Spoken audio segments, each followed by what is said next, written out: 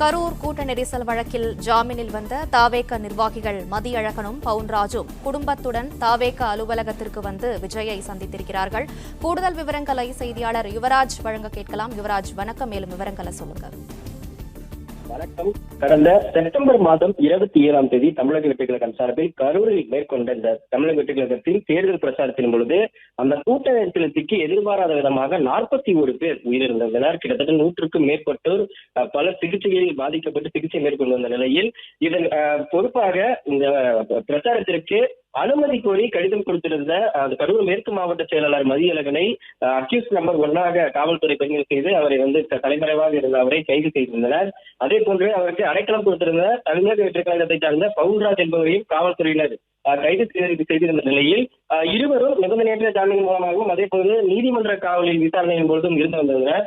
தொடர்ந்து தற்பொழுது நேற்று இவர்கள் இருவருக்கும் ஜாமீனில் விடுவிக்கப்படுவதாக அனுமதியானது வழங்கியிருந்த நிலையில் இன்று சிறையிலிருந்து இருவரும் வெளிவந்தனர். தற்பொழுது மதியழகன் மற்றும் பவுன்ராஜ் ஆகிய இருவரும் தமிழக வெற்றிக் கழகத்தின் தலைவர் விஜயை சந்திப்பதற்காக இன்னைக்கு சென்னை வந்திருப்பதாக தகவலானது வெளியாகின்றது.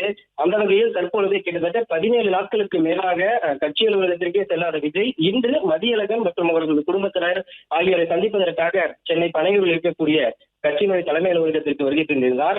தாவேக தலைவர் விஜய் சிறையிலிருந்து வெளியே வந்த கரூர் மேற்கு மாவட்ட செயலாளர் மதியழகன் மற்றும் கரூர் நகர பொறுப்பாளர் பவுன்ராஜ் ஆகிய இருவரின் குடும்பத்தினருடன் இன்று சென்னை பனையூரில் இருக்கக்கூடிய இந்த கட்சி அலுவலகத்தில் சந்தித்திருக்கின்றார். பிரச்சார பரப்புரையில் கிட்டத்தட்ட 41 பேர் உயிரிழந்ததன் காரணமாக மதியழகன் மற்றும் பவுன்ராஜ் ஆகிய இருவரும் காவல்துறையினரால் கைது செய்யப்பட்டு நீதிமன்ற காவலில் சிறையில் அடைக்கப்பட்டனர்.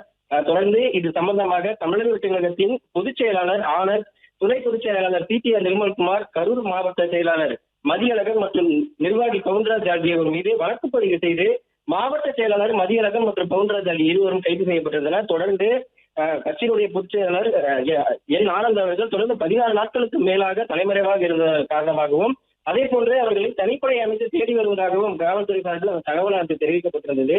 அந்த வகையில் கிட்டத்தட்ட 17 நாட்கள் கழித்து 2 தினங்களுக்கு முன்பாக கட்சியினுடைய பொதுச் செயலாளர் ஆனந்த் அவர்கள் வெளியில் தோன்றி அதே போன்று இரவு விஜயை ரகசியமாக சந்தித்து இது குறித்து பேசியிருந்தார். அதே போன்று நேற்று வழக்கம் போல கட்சியினுடைய தலைமை அலுவலகத்திற்கு சென்று அங்கு இருக்கக்கூடிய மாவட்ட செயலாளரையும் சந்தித்து பேசியிருந்தார். இதன் பிறகு நேற்று நிபந்தனை ஜாமீன் மூலமாக கரூர் மேற்கு மாவட்ட செயலாளர் மதியழகன் மற்றும் பவுன்ராஜ் ஆகிய இருவருக்கும் ஜாமீன் விடுவிப்பானது அந்த தெரிவிக்கப்பட்டது. விவரங்களுக்கு நன்றி யுவராஜ். பிளே ஸ்டோர் மற்றும் ஆப் ஸ்டோரில் இருந்து பாலிமர் செயலியை QR கோடு மூலம் பதிவிறக்கம் செய்யுங்கள். செய்திகளை உடனுக்குடன் பெறுங்கள்.